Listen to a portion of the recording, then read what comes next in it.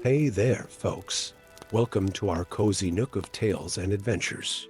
Today, like every episode, we're unlocking the doors of imagination to explore new worlds, meet fascinating characters, and experience unique emotions. I promise to take you on an unforgettable journey through the power of words. So, get comfy, grab your favorite drink, snuggle into that perfect spot, and get ready to lose yourself in a new story.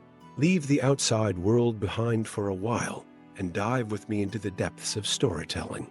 If you enjoy our content and want to support the channel, consider hitting that subscribe button and giving the video a thumbs up. Now, without further ado, let's dive into today's story. In the eastern reaches of the Shire, where the Brandywine River winds its ancient course through the green hills of Buckland, there lived a peculiar young hobbit named Marigold Brandybuck.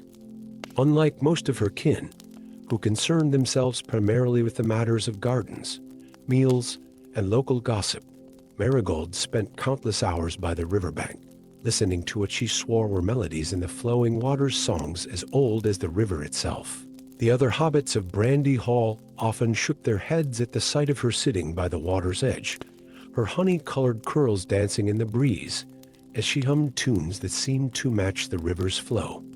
Just like her grandmother, they would whisper, referring to old Primrose Brandybuck, who had also claimed to hear the river's songs before she disappeared one misty morning 30 years ago.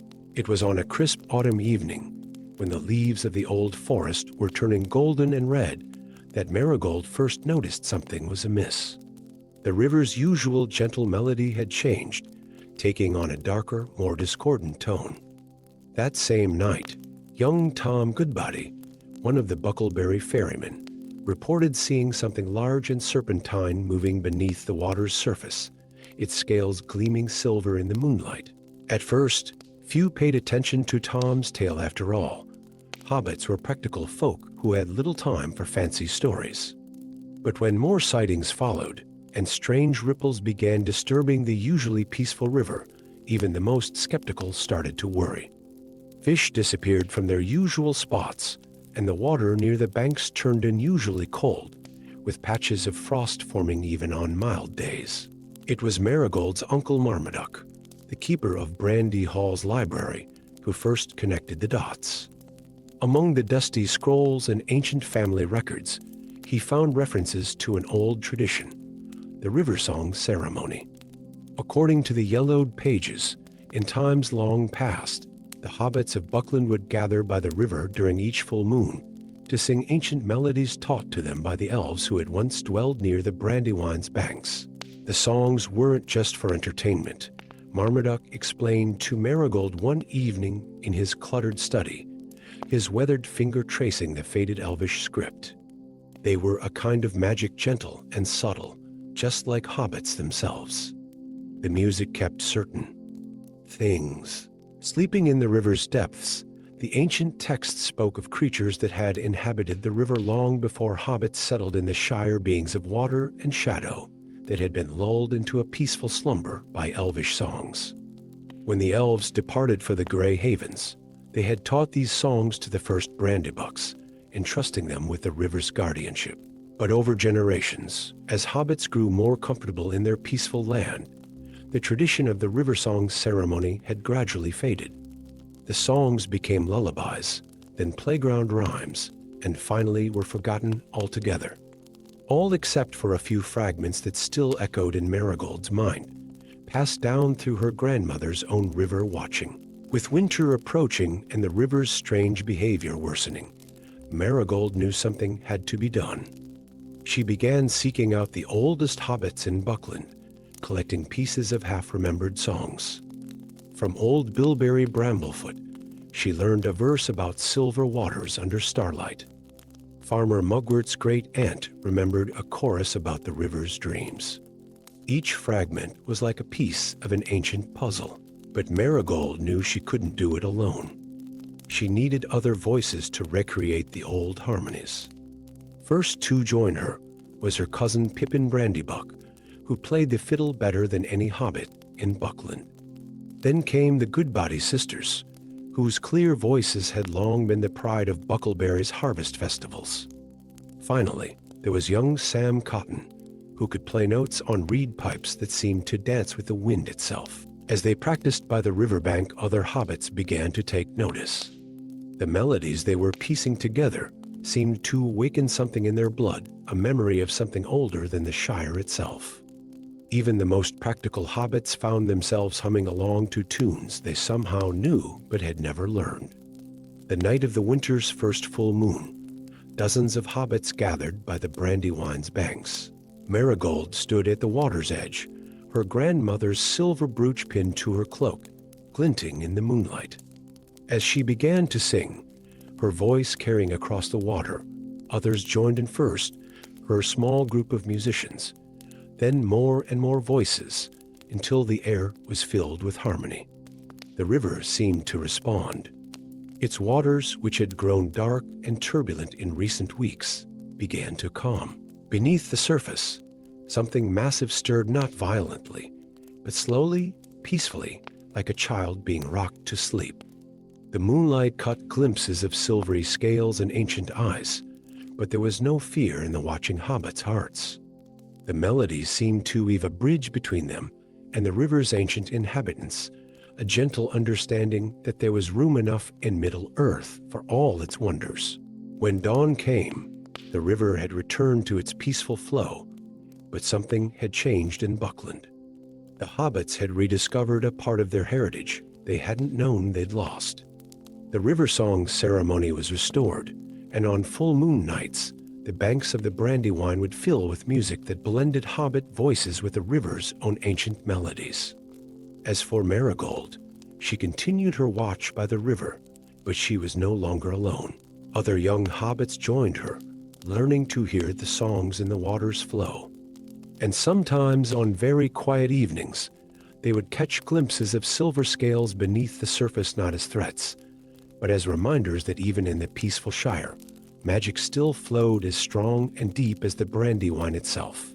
Years later, travelers passing through Buckland would often pause by the river at twilight, enchanted by the sound of hobbit voices singing in harmony with the water's flow. They would speak of how the Brandywine seemed to shimmer with its own inner light, and how the songs seemed to carry echoes of a more magical age. But the Brandybucks would simply smile, knowing that some magic had never left Middle-earth.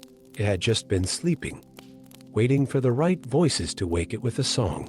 And sometimes, on particularly clear nights, the hobbits would speak of seeing an elderly hobbit woman with silver hair sitting by the river's edge. Smiling as she listened to the songs, she had never forgotten, though, whether this was truly Primrose Brandybuck returned from her mysterious departure, or simply another tale added to the river's endless song. None could say for certain. Story 2. Snow fell softly over the Shire in what should have been the early days of spring, coating the rolling hills and round doors of hobbit holes in a thick white blanket that showed no signs of melting. In the gardens of Number 3, Bagshot Row, young Hamfast Gamgee stood beneath the bare branches of an ancient apple tree, his father's pruning shears hanging unused at his side as he studied the strange markings that had appeared in its bark overnight, symbols that seemed to glow faintly in the gray morning light. The winter had stretched far beyond its natural course, lasting through what should have been planting season, and now threatening the very way of life that hobbits had maintained for generations. The pantries of even the most well-prepared families were running low, and worried whispers spread through the markets of Hobbiton about what would happen if the snows didn't cease soon. Hamfast, known to most as Ham, had always had a special way with growing things. Even as a young hobbit, he could coax life from the most stubborn seeds and nurse sickly plants back to health. But now, as he traced the strange markings with weather-worn fingers, he felt something different stirring in the ancient apple tree, a kind of memory locked in its wood, speaking of times long before hobbits had settled in the Shire. That evening, as the early winter darkness settled over Hobbiton, Ham sought out old Bilbo Baggins, known for his knowledge of ancient lore and his own past adventures. In the warm study of Bag End, surrounded by maps and books, Ham showed Bilbo a careful sketch he'd made of the tree's markings. Bilbo's eyes widened as he pulled an ancient book from his shelves, its pages yellow with age. "These are not just any markings, young Hamfast," he said, his finger tracing similar symbols in the book's weathered pages. "These are signs of the old agreement, a pact made between the first hobbits who settled in the Shire and the spirits of the land themselves, according to the ancient text, when hobbits first came to the Shire. They had made promises to the land's guardian spirits that dwelled in the oldest trees, the deepest wells, and the highest hills.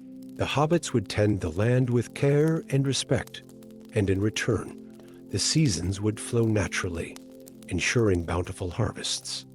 Part of this agreement involved ceremonies performed at an ancient stone circle hidden in the northernmost reaches of the Shire, where the first hobbit settlers would gather to mark the changing of seasons. But such things have long been forgotten." Bilbo sighed, dismissed as old wives' tales and children's stories. "Perhaps that is why winter lingers. The old agreements have been broken." That night, unable to sleep, Ham made a decision that would have shocked anyone who knew the usually practical young gardener. He would seek out the ancient stone circle and attempt to renew the old agreements. But he knew he couldn't do it alone. The next morning found him gathering an unlikely group of companions. Belle Goodchild, a young hobbit lass known for her beautiful singing voice and knowledge of old songs. Morro Burrows, an elderly shepherd who claimed his grandfather had once seen the stone circle. And young Tom Cotton, who possessed an uncommonly strong connection to the land despite his youth. Their journey took them through parts of the Shire that few hobbits ever visited, guided by half-remembered tales and the mysterious markings that began appearing on trees along their path. The snow grew deeper as they traveled north, and the wind carried whispers of ancient songs that seemed to tug at memories buried deep in their hobbit hearts. After 3 days of difficult travel, they found the stone circle atop a snow-covered hill, 7 ancient stones, each twice the height of a hobbit, arranged in a perfect circle. Runes similar to those Ham had found on the apple tree were carved into each stone, though years of weather had worn them almost smooth. As the group stood in the center of the circle, Belle began to sing an old planting song, one passed down through generations of hobbit families. To their amazement, the stones seemed to resonate with her voice, and the very air around them began to shimmer with a subtle magic, the kind that hobbits had always possessed, but rarely acknowledged, the magic of growing things and the turning of seasons. Morro remembered fragments of the old ceremonies from his grandfather's tales, and Tom could feel the pulse of the land beneath the snow. Together, they pieced together something that felt both new and anciently familiar, a ceremony that spoke of hobbits' connection to the Shire itself. As their voices rose in the ancient circle, the clouds above began to part, revealing stars that seemed to dance in rhythm with their song. The snow beneath their feet started to melt, revealing the first tender shoots of spring grass. A warm wind swept through the circle, carrying the scent of thawing earth and growing things. When they returned to Hobbiton 3 days later, they found the snow already retreating, and within a week, the first flowers of spring began to peek through the melting drifts. The winter's grip had finally broken, but more importantly, something had been awakened in the hearts of the Shire's residents, a remembrance of old ways and ancient connections. The stone circle became a place of importance once more, though in a characteristically hobbit-like way. No grand ceremonies or elaborate rituals were established, but each season, small groups of hobbits would make the journey north, bringing songs and simple offerings: fresh baked bread, early flowers, autumn fruits, and winter evergreens to maintain the old agreements in their own quiet way. As for Hamfast Gamgee, he returned to his beloved gardens with a deeper understanding of the magic that had always flowed through the Shire. His plants grew more vibrant than ever, and he passed his knowledge on to his children, including his youngest son Sam, who would one day have adventures of his own. And if visitors to the Shire remarked that its gardens seemed more vibrant, its harvests more bountiful, and its seasons more perfectly balanced than anywhere else in Middle-earth. Well, that was simply the way of things in Hobbit lands. For sometimes the greatest magic lies not in grand gestures or powerful artifacts, but in remembering the simple promises made between those who tend the land and the land itself. Years later, when Sam Gamgee heard this tale from his father, he would often glance at the old apple tree in their garden, wondering if he too could see the ancient markings glowing in its bark on certain special nights. And perhaps he did, for the magic of the Shire had never truly faded. It had simply been waiting for the right hobbits to remember it once more. Story 3, deep in the heart of Brandy Hall, where countless generations of Brandybuck family histories were carefully preserved in leather-bound volumes and yellowed scrolls, Rose Brandybuck made a discovery that would shake the foundations of her orderly world. As the young librarian carefully turned the pages of an ancient chronicle, she noticed something alarming. The words were fading, not from age or wear, but simply vanishing before her eyes, as if they had never been written at all. Rose wasn't your typical hobbit. While others concerned themselves with gardens and gossip, she found her joy in caring for the countless stories housed within Brandy Hall's vast library. Her curly auburn hair was often dusted with the remnants of ancient tomes, and her quick brown eyes missed little that happened among her beloved books. That autumn morning, as golden light filtered through the round windows of the library, Rose discovered that it wasn't just one book affected by this strange phenomenon. Throughout the library, words were disappearing from the pages of the oldest and most important chronicles of the Shire. Family histories, ancient tales, and records of long past events were simply vanishing, like morning mist under the summer sun. Desperate for answers, Rose sought out old Bilberry Brandybuck, the eldest storyteller in Buckland, who spent his days in a comfortable armchair by the great fireplace, sharing tales with young hobbits. As she described the vanishing words, the elderly hobbit's eyes widened with recognition. "Oh," he said, his weathered face creasing with concern. "The elvish binding is failing at last." He explained how, long ago, when the hobbits first settled in the Shire, the elves had gifted them with 3 special stones, the memory stones imbued with magic that would preserve their stories and histories. These stones had been hidden throughout the Shire, their locations known only through riddles passed down in old nursery rhymes and fireside tales. But finding the stones would require more than just Rose's knowledge of books. She would need help from hobbits with different skills and perspectives. And so began an unlikely fellowship. Rose the librarian, Tom Proudfoot, a practical farmer who knew every inch of the Shire soil, young Poppy Took, whose adventurous spirit matched her family's reputation, and Mungo Goodbody, an elderly hobbit who remembered songs and tales that others had long forgotten. Their first clue came from an old walking song that spoke of silver tears in morning light, where water falls but never wets. This led them to the Brandywine Falls, where behind the cascading water, they discovered the first memory stone gleaming with a soft blue light. But retrieving it required Poppy's nimble climbing skills and Tom's practical knowledge of ropes and knots. The second stone was hidden, where ancient rings marked dancing ground, a reference to an old fairy ring deep in the woody end, where mushrooms grew in a perfect circle. Here, Mungo's knowledge of old tales proved invaluable, as he remembered stories of how hobbits once danced with the elves in this very spot. The stone lay buried at the circle's heart, glowing green beneath the earth. The third and final stone proved the most challenging to locate. Its riddle spoke of wisdom kept in roots below, where first feet found their home to grow. After much debate, Rose realized this must refer to the great smiles of the Tooks, the oldest hobbit dwelling in the Shire. Deep in its lowest and oldest chambers, they found the last stone, pulsing with a warm golden light. But finding the stones was only the beginning. The magic needed to be renewed, and this required something uniquely hobbit-like, the sharing of stories. In the great hall of Brandy Hall, hobbits gathered from all across the Shire. Young and old alike shared tales, grand adventures, and small triumphs, ancient legends and family histories, silly jokes and solemn remembrances. As the stories flowed, the 3 memory stones began to glow brighter, their light interweaving in the air above the gathered hobbits. The magic of the stones didn't just preserve the written words. It captured the very essence of the stories themselves, the laughter, the tears, the wisdom, and the wonder. In the library, Rose watched as the fading words returned to the pages, stronger and clearer than before. But something else had changed too. The stories now seemed more alive, more vibrant, as if they had been refreshed by being shared aloud once more.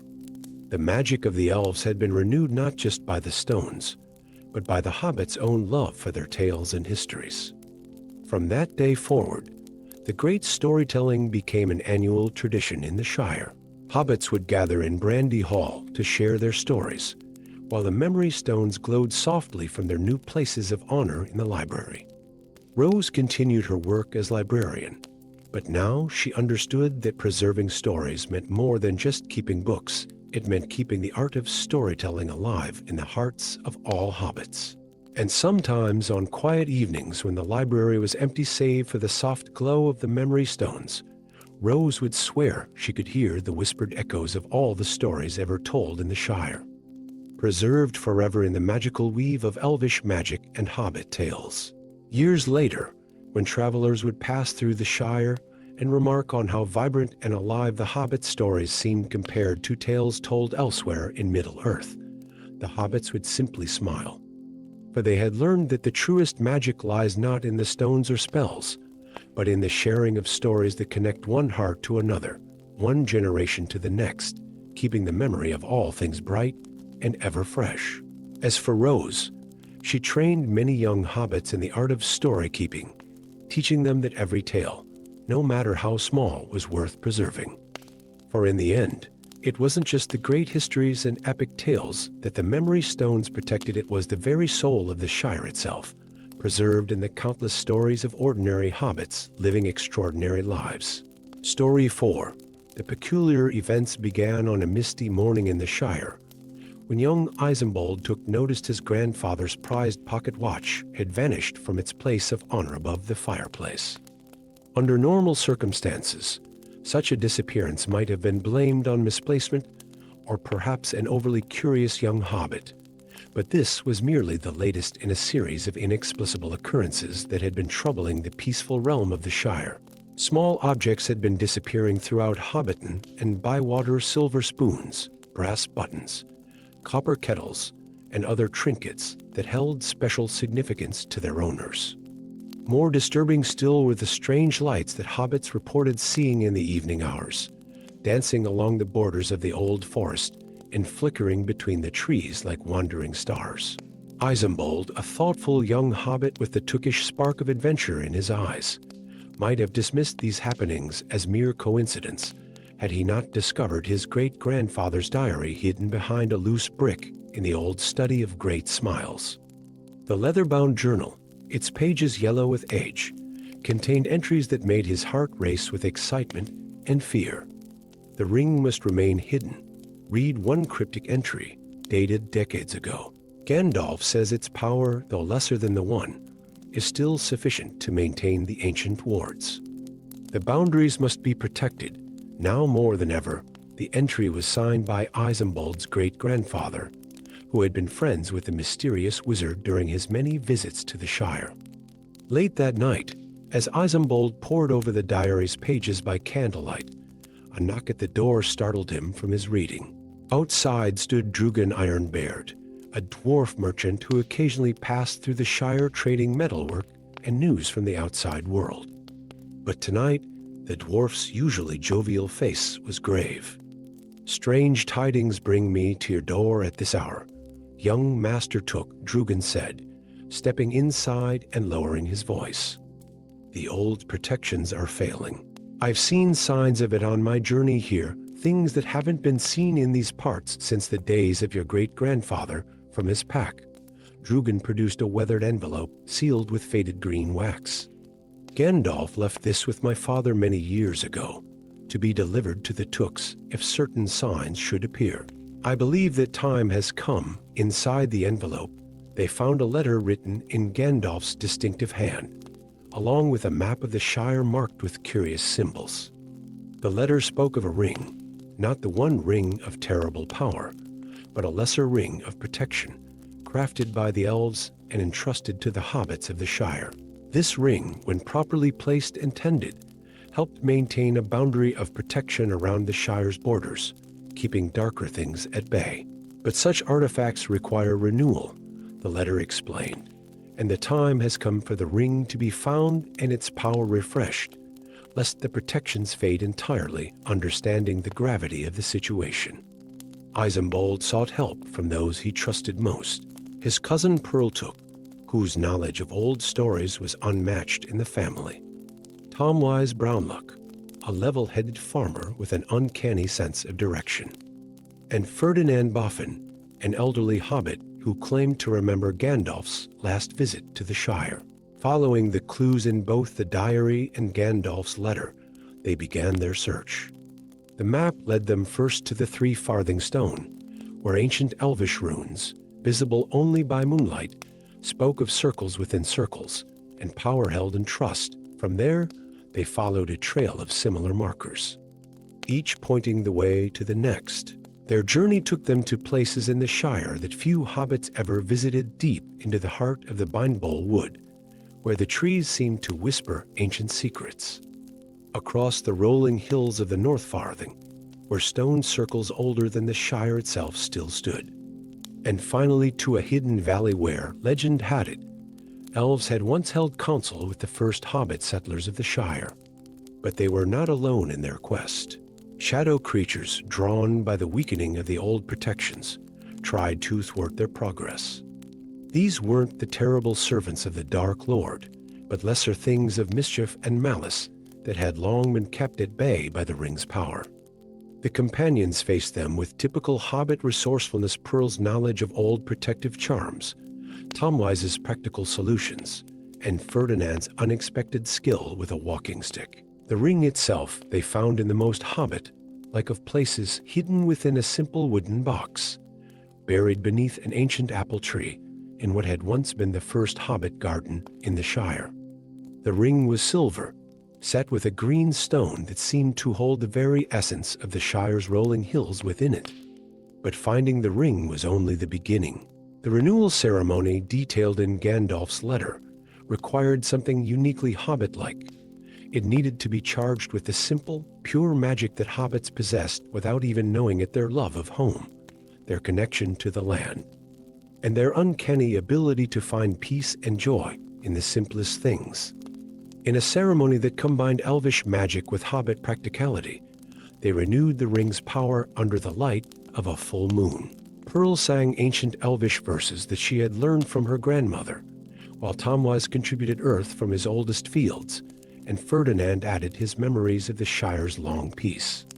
Isambard, as a descendant of the original ring keeper, completed the ceremony by placing the ring in its new hiding place, one that would be known only to those who needed to know. As the ring's power was renewed, its effect rippled across the Shire. The missing objects began reappearing in their proper places, the strange lights at the borders faded, and a deeper peace settled over the land, one that felt both ancient and new, like returning home after a long journey. Years later, when young hobbits would ask why the Shire seemed more peaceful than other lands, the older ones would simply smile and speak of the old Took's wisdom in protecting their homeland. And if some noticed that a member of the Took family would occasionally disappear for a night during the full moon, well, that was simply dismissed as typical Tookish behavior. As for Isambard, he added his own entry to his great-grandfather's diary, ensuring that future generations would know how to protect the Shire when the time came again. For he had learned that the greatest magic often lies not in grand gestures or powerful artifacts, but in the simple act of protecting home and hearth, and in the quiet courage of those who stand guard over the peace of their fellow hobbits. Story 5. In the cozy hobbit hole at number 3 Baggins Row, young Marco Baggins was cleaning his uncle's study when he discovered something extraordinary behind a fallen stack of books and ancient map. its parchment delicate as autumn leaves, marked with elegant elvish script that seemed to shimmer in the afternoon light. The map showed familiar parts of the Shire, but with mysterious markings indicating something called the Gardens of Twilight, a place that, according to the faded notes in the margins, had been tended by elves long before hobbits settled in the Shire. Marco might have dismissed it as just another curious relic, like so many that filled his uncle's study, had he not noticed the withering of crops throughout Hobbiton that spring. The vegetables grew stunted, the fruit trees produced bitter yields, and even the prized gardens of Bag End seemed to have lost their usual vitality. The elderly hobbits whispered that they'd never seen anything like it, and worry began to spread through the Shire about what would happen if the blight continued. That evening, Marco sought out his cousin, Primula Brandybuck, who spent more time studying old books than was considered proper for a hobbit. As they pored over the map together in the lamplight, Primula's eyes widened with recognition. "These markings," she whispered, tracing the elvish script with a careful finger. "They speak of gardens where the elves grew herbs of extraordinary power plants that helped maintain the health and prosperity of the land itself, according to the ancient text she had studied. These gardens had been a gift from the elves to the first hobbits who settled in the Shire, meant to help them establish their new home." The next morning found them joined by Frediger, Fast Fred Took, a peculiar hobbit who had always dreamed of having an adventure like his distant relative Bilbo, though he'd never admitted it to anyone. Together, they began their secret quest to find the lost gardens, armed with nothing but the ancient map, Primula's knowledge of elvish lore, and Fred's unexpected talent for solving riddles. Their journey led them through the less traveled parts of the Shire, following clues hidden in the landscape itself. Ancient stone markers, their elvish inscriptions nearly worn away by centuries of weather, pointed the way. They discovered that certain flowers grew in patterns that, when viewed from the right hilltop, formed arrows pointing toward their destination. But they weren't the only ones interested in the gardens. A mysterious figure in a gray cloak had been seen asking questions about ancient places in the Shire, and strange tracks appeared near their campsites each morning. The three young hobbits had to use all their natural hobbit stealth to avoid being discovered as they continued their search. The first real breakthrough came when they discovered a hidden valley, concealed behind an illusion of thick brambles that parted at the touch of Primula's hand as she recited an elvish phrase from the map. Inside, they found the remains of ancient terraces and the foundations of what must have been elegant garden pavilions. But the greatest discovery was yet to come. Deep within the valley, they found a garden door of silver and crystal, covered in vines, but still untarnished by time. The door would only open at twilight, when the last ray of sun met the first star of evening, a magic that had protected it through all the long years since the elves departed. Beyond the door lay the lost gardens themselves, preserved by elvish magic in a state of perpetual twilight. Here, extraordinary herbs and flowers still grew, plants with the power to heal the land and restore balance to growing things. Some had properties that Primula had only read about in the oldest books, flowers that could purify water with a single petal, herbs that could make crops resistant to drought, and leaves that could cure tree sickness. But they soon discovered that simply finding the gardens wasn't enough. The plants had grown wild without the elves tending, and some had developed minds of their own. It took all of Marcho's gardening knowledge, inherited from generations of Baggins gardeners, to understand how to properly harvest and transplant them. Working together, the three young hobbits gathered seeds and cuttings, carefully following the instructions preserved in ancient elvish notebooks they found in a crystal cabinet. Primula translated the elvish text, Fred solved the riddles that protected the most powerful plants, and Marco used his green thumb to ensure everything was properly collected and preserved. Their return to Hobbiton was met first with skepticism, then with amazement as the plants they had brought back began to work their magic. Starting in the gardens of Bag End and spreading outward, the blight began to recede. Crops strengthened, Trees flourished, and the natural abundance of the Shire began to return. The three friends knew they couldn't keep the gardens completely secret. Their power was meant to be shared, after all. But they were careful about how they revealed their discovery. They shared the location only with a select few hobbits who showed a true love for growing things and an understanding of the responsibility that came with such knowledge. A new tradition began in the Shire, though few knew its true origin. Once each season, certain hobbits would quietly make their way to the hidden valley to tend the ancient gardens, ensuring that their magic would continue to protect and nurture the land. They became known as the Twilight Gardeners, though most hobbits thought this was simply another odd hobbit club, like the Matham Collectors or the Pipeweed Connoisseurs. Years later, when visitors would remark on the extraordinary vitality of the Shire's gardens and farms, the hobbits would simply smile and credit good soil and careful tending. But Marco, Primula, and Fred would share a knowing look, understanding that the real magic lay in the balance between keeping ancient secrets and sharing their benefits with all. The map that started it all found a new home in Marcho's study, carefully preserved alongside a journal detailing their adventure. And sometimes on quiet evenings when the twilight stretched long and soft across the Shire, he would take it out and trace the elvish script with a finger. Remembering the summer when three young hobbits discovered that the greatest adventures sometimes begin with a simple map and the courage to follow where it leads. Story 6. In the westernmost corner of the Shire, where ancient trees whispered secrets to the evening wind and the moon cast peculiar shadows across dew-laden grass, lived a hobbit named Hamfast Gamgee.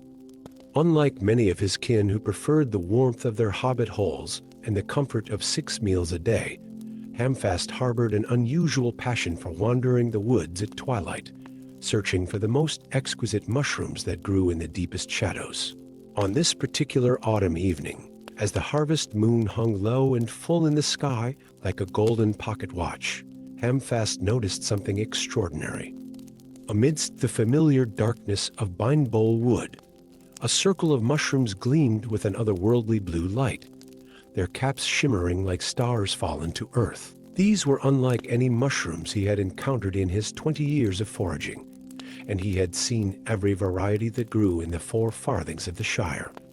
As he approached the glowing ring, the air grew thick with magic, the kind of ancient power that hobbits usually only heard about in tales told around the fireplace at the Green Dragon Inn.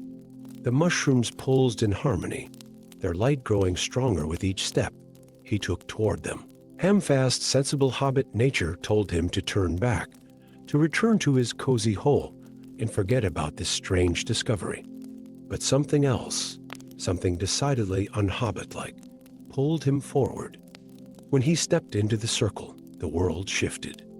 The familiar sounds of the woodland night fell away, replaced by a deep silence that seemed to echo with possibilities. The ground beneath his furry feet began to move, not in an alarming way, but as if it were breathing. Then, with a gentle rumble like distant thunder, a doorway appeared in the trunk of an ancient oak tree that Hamfast could have sworn hadn't been there moments before. Beyond the doorway lay a passage that seemed to be hewn from living roots, illuminated by the same ethereal blue light that emanated from the mushrooms. His heart pounding like a young rabbit's, Hamfast did what any self-respecting hobbit would do. He made a note of the location and hurried home to think about it over a nice cup of tea and some seed cake. But that night, as he sat in his comfortable chair by the fire, an urgent knocking at his round green door shattered his peaceful evening. Opening it, he found himself face to face with 3 of the most unusual visitors any hobbit could imagine. An elderly hobbit woman with silver hair and eyes that sparkled with hidden knowledge, a young elf whose clothes seemed to be woven from moonlight itself, and a dwarf whose beard was braided with tiny glowing crystals. Master Gamgee, the elderly hobbit woman said, introducing herself as Primrose Bottomhill, the keeper of old lore. "You've found something that's been lost for many ages," her companions were introduced as Erunner. An elf from a hidden realm that lay beyond the magical passages, and Thorin Stoneshaper, a dwarf who had dedicated his life to mapping the ancient ways beneath the earth. Over tea and cakes, for no proper hobbit would discuss serious matters without proper refreshments, they revealed a tale that changed everything Hamfast thought he knew about his homeland. The glowing mushrooms were known as monkeys, magical fungi that grew only where the ancient pathways of the fair folk intersected with the mortal world. These pathways, they explained, had been created during the dark days of the past, when the Shire needed secret routes for escape and refuge. But why tell me this? Hamfast asked, clutching his teacup with trembling hands. Because, Primrose said gravely, you're the first hobbit in 7 generations to see the monkeys bloom. They appear only to those chosen to be their guardians, and their reappearance now can mean only one thing: darkness is stirring once again beyond our borders. The following weeks transformed Hamfast's quiet life into an adventure he had never sought. Under the guidance of his 3 mentors, he learned the ancient lore of the pathways. Each monkey circle he discovered was connected to others throughout the Shire and beyond, forming a vast network of magical roads that had protected their ancestors in times of need. But their work took on new urgency when reports began to arrive of strange figures being seen near other mushroom circles, dangerous men from the south who seemed to know too much about the Shire's secret ways. Even more alarming were the whispers of dark magic being used to force open passages that had been sealed for generations. Hamfast found himself at the center of an ancient duty, learning to tend the monkeys and strengthen their magic through songs and rituals passed down by Primrose. Erener taught him the elvish words of warding, while Thorin showed him how to read the secret signs carved into stones that marked the safe paths from the dangerous ones. As autumn deepened into winter, Hamfast and his companions worked tirelessly to seal the compromised passages and reinforce the protection around the others. He discovered that each circle of monkeys required different care. Some thrived on elvish songs, others on dwarvish runes, and still others simply needed the honest love of a hobbit's careful tending. The task reached its climax on Midwinter's Eve, when the dark forces they had feared finally showed their hand.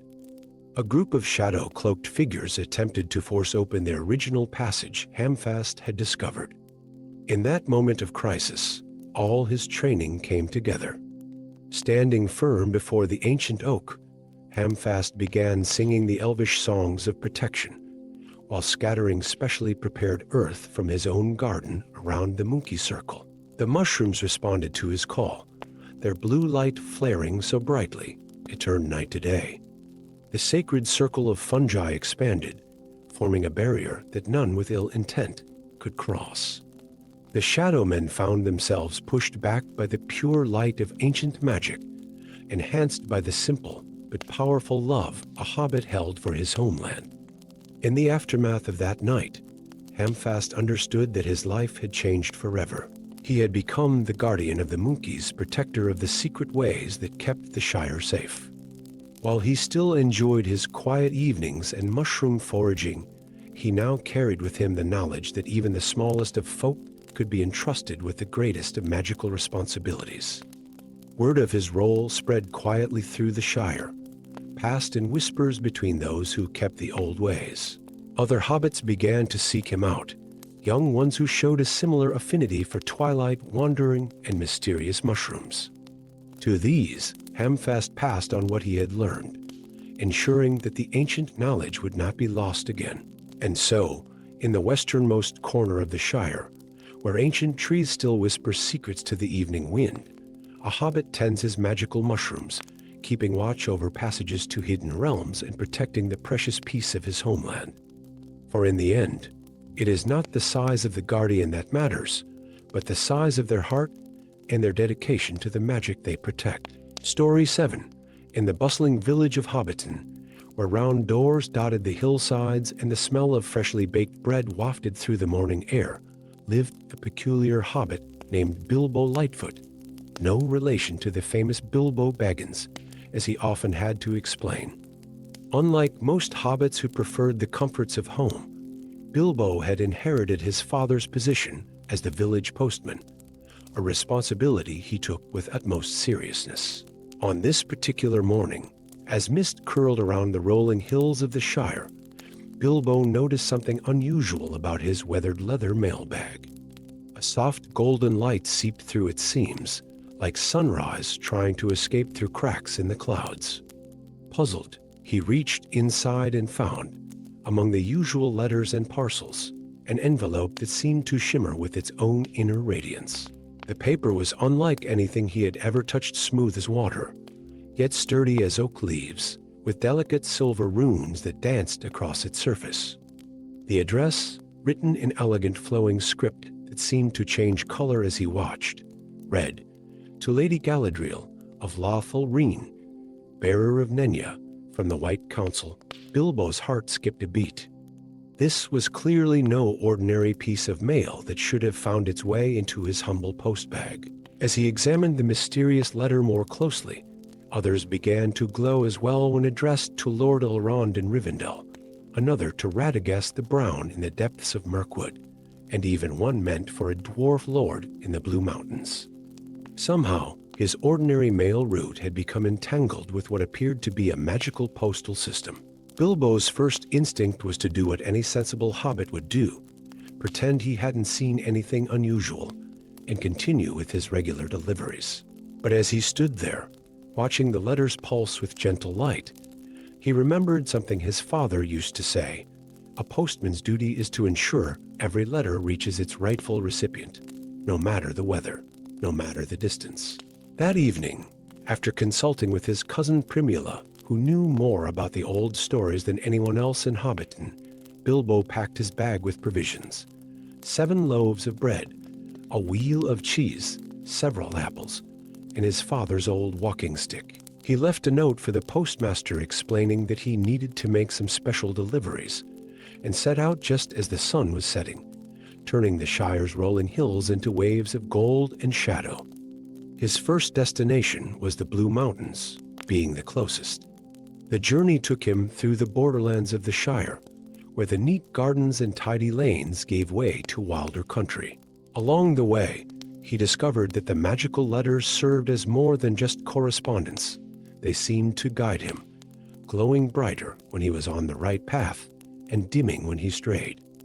At the gates of the dwarf city, Bilbo faced his first real challenge.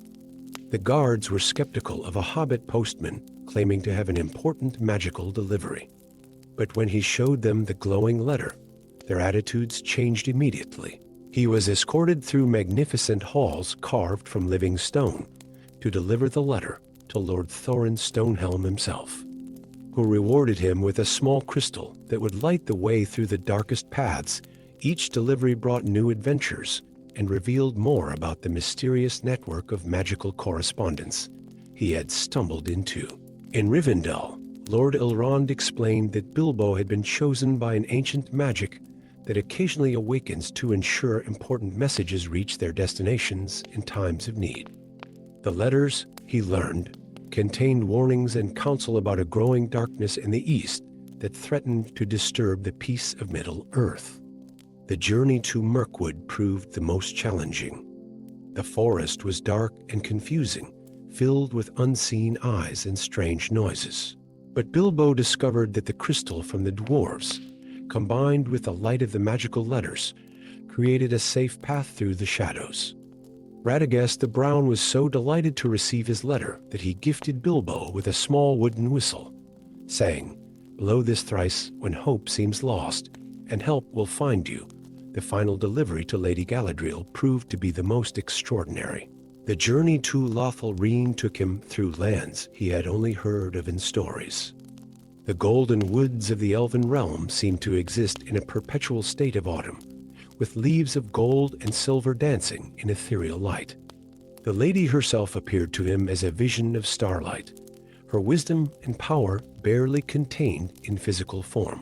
"Small postman of the Shire," she said, her voice like music, "you have done more than deliver letters. You have woven together the threads of resistance against the coming dark.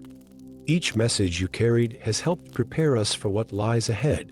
She explained that the magical postal system activated only in times of great need, choosing an innocent heart to carry vital messages between the wise and powerful. Bilbo's simple dedication to his duty had made him the perfect candidate to ensure these crucial communications reached their destination safely, without drawing the attention that a more obvious messenger might attract. Upon his return to the Shire months later, Bilbo found that while his neighbors had barely noticed his absence, assuming he was simply making his rounds, he had changed profoundly. He continued his work as a postman, but now he kept a watchful eye for any letters that might begin to glow, ready to once again serve as the messenger between the free peoples of Middle-earth. He maintained contact with those he had met on his journey through occasional letters of their own, delivered by ravens or carried by wandering elves. The crystal from the dwarves and Radagast's whistle he kept in a special box beneath his bed, tools for future adventures should they ever be needed.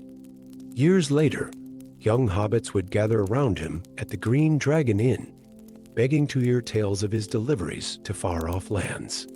Bilbo would simply smile and say, "The post must go through, my dears."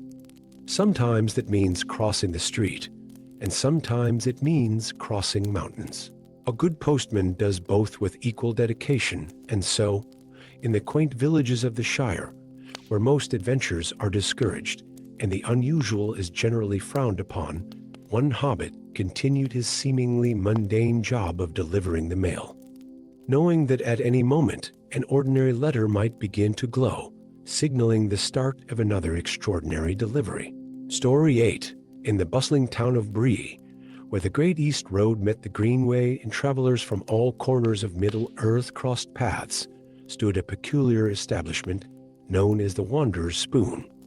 Its proprietor was an equally peculiar hobbit named Marco Brandybuck, whose cooking skills had become something of a legend among those who frequented the crossroads. Marco had inherited more than just the old inn from his grandmother. He had also received a mysterious leather-bound cookbook, its pages yellowed with age and filled with recipes written in various hands, some so old the ink had faded to a whisper. But these were no ordinary recipes. As Marco discovered one fateful evening, when prepared with the right ingredients under the right moon phase, these dishes could unlock memories long forgotten by those who tasted them. The discovery happened quite by accident, as most magical things do. On a quiet evening, as autumn leaves danced past his windows, Marco decided to attempt one of the more curious recipes. Moonlight mushroom stew with remembrance rosemary. The instructions were oddly specific about picking the mushrooms by starlight and stirring the pot with a spoon carved from rowan wood. That night, when an elderly ranger tasted the stew, tears began streaming down his weathered face. "I remember," he whispered, his voice thick with emotion. "I remember my mother's face. I hadn't seen it in my mind for 40 years. The ranger had been orphaned as a young child, and the taste of Marcho's stew had restored precious memories he thought lost forever." Word of Marcho's magical cooking spread quietly but steadily, drawing an increasingly intriguing clientele to the Wanderer's Spoon. Elves would stop by on their way to the Grey Havens, seeking tastes that would help them remember the songs of their homeland. Dwarves would come up from the Blue Mountains, hoping to recall the exact patterns of ancient crafting techniques. Even the mysterious wizards would occasionally appear, though they seemed more interested in Marco himself than in his cooking. But everything changed when a group of travelers arrived one stormy night. Their leader was a tall woman with midnight black hair and eyes that seemed to shift color like opals. She introduced herself as Lady Moira, a collector of rare artifacts. Her real interest, she explained over a bowl of memory-awakening soup, was in finding a legendary elven treasury, lost centuries ago during the fall of Fernost. "One of my companions," she said, gesturing to a quiet elderly man in the corner, "was there when it was hidden. But age and trauma have clouded his memories. We hoped your famous cooking might help him remember the location." Marco felt uneasy about the request, but his hobbit sense of hospitality wouldn't allow him to refuse service to paying customers. He prepared one of his grandmother's most powerful recipes, starlight salmon with herbs of remembrance.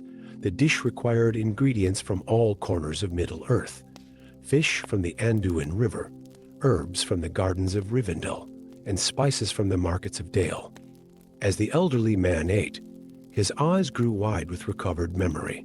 But before he could speak, another regular customer, a ranger Marco knew only as Strider, burst through the door, his cloak dripping with rain. "Do not let him speak," he commanded. "These are not mere treasure hunters, but servants of darker powers. The treasury they seek contains more than gold and gems."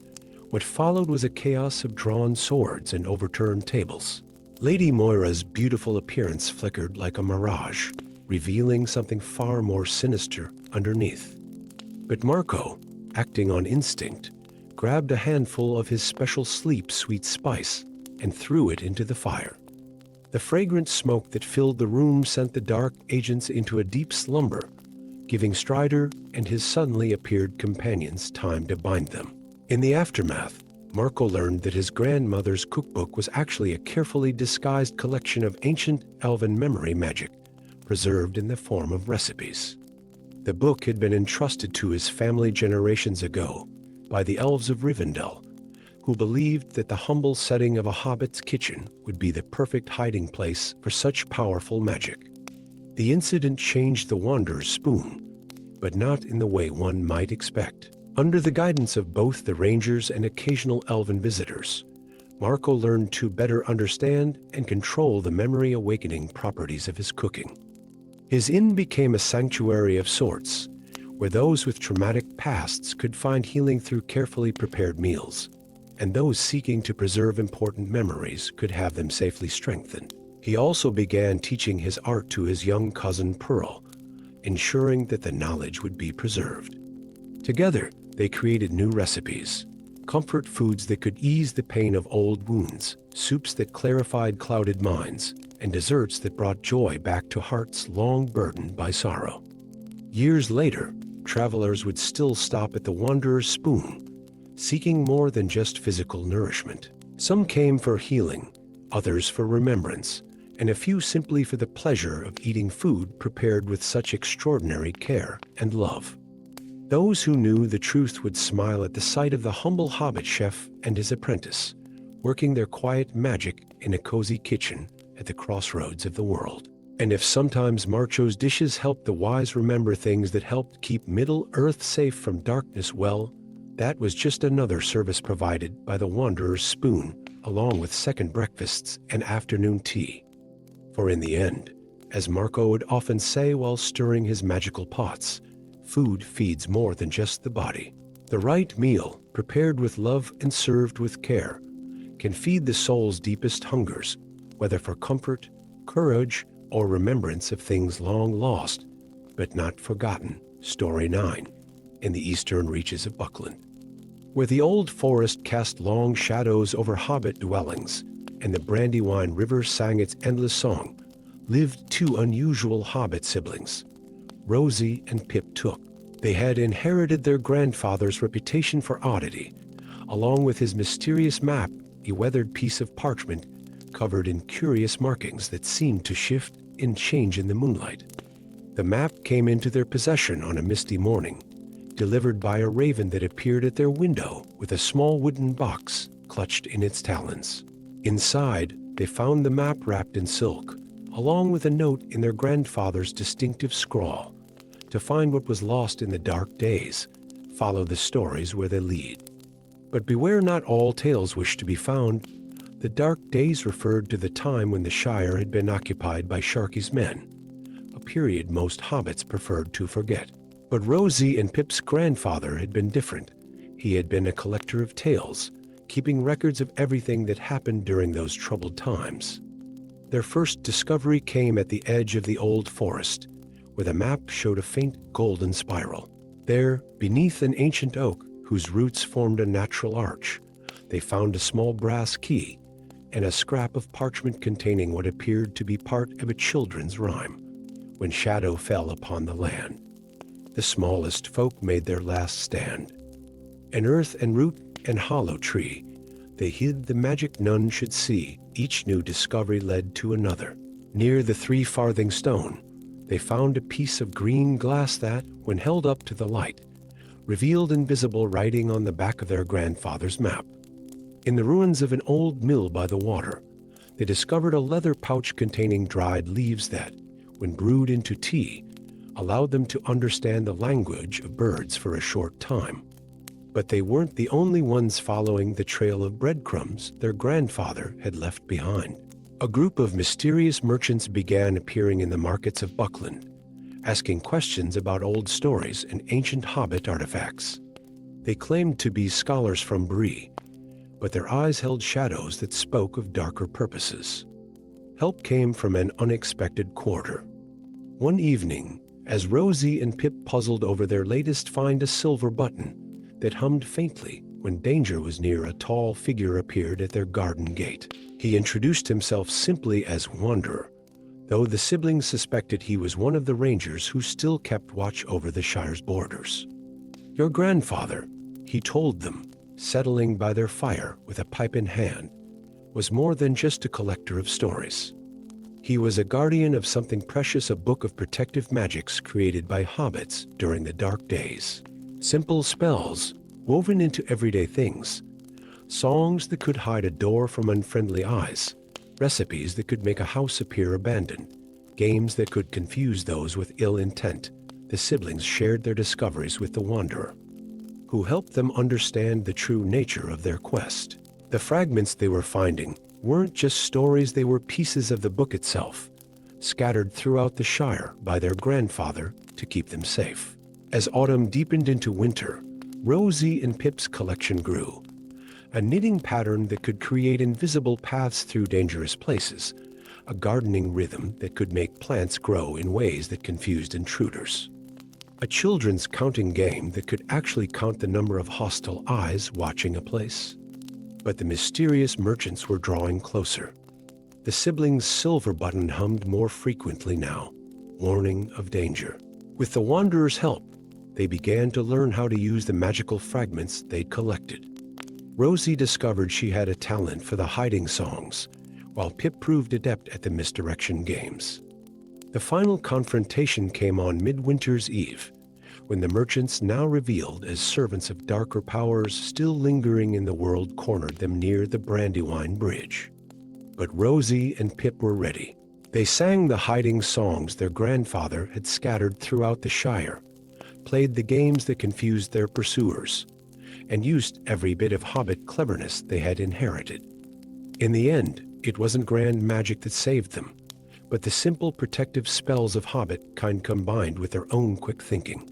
The merchants found themselves tangled in gardens that shifted like mazes, led astray by paths that doubled back on themselves, and ultimately so confused by the layered magics that they fled, never to return to the Shire's borders. With peace restored, Rosie and Pip continued their grandfather's work, now understanding its true importance. They became the keepers of what they called the everyday magic, the small but powerful spells that had protected the Shire for generations. They taught these protective arts to other hobbits who showed interest, always disguising them as simple games, songs, and household tasks. Years later, young hobbits would gather at their door, ostensibly to learn traditional songs and games, never realizing they were also learning the ancient protective magic of their people.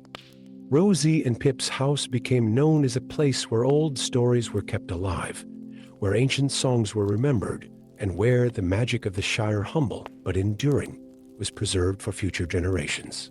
And on quiet evenings, when the shadows grew long and the Brandywine whispered its secrets, the siblings would sometimes take out their grandfather's map, watching the markings shift in the candlelight, and wonder what other stories still waited to be found in the hidden corners of their beloved Shire. Story 10. In the gentle hills of Hobbiton, where the morning dew sparkled like scattered diamonds and the air was perpetually scented with pipeweed and fresh-baked bread, lived a hobbit named Fastard Baggins. Unlike his famous relative Bilbo, Fastard's greatest adventure had always been coaxing reluctant tomatoes to ripen or persuading stubborn roses to climb their trellises. That is, until he discovered the golden seed. The seed came to him on an autumn morning, when he was clearing out an old chest in Baggins' dustiest storage room. It lay in a small wooden box lined with silver silk, accompanied by a note in Bilbo's flowing script, found in a dragon's hoard. Plant only under a waning moon when your heart tells you the time is right.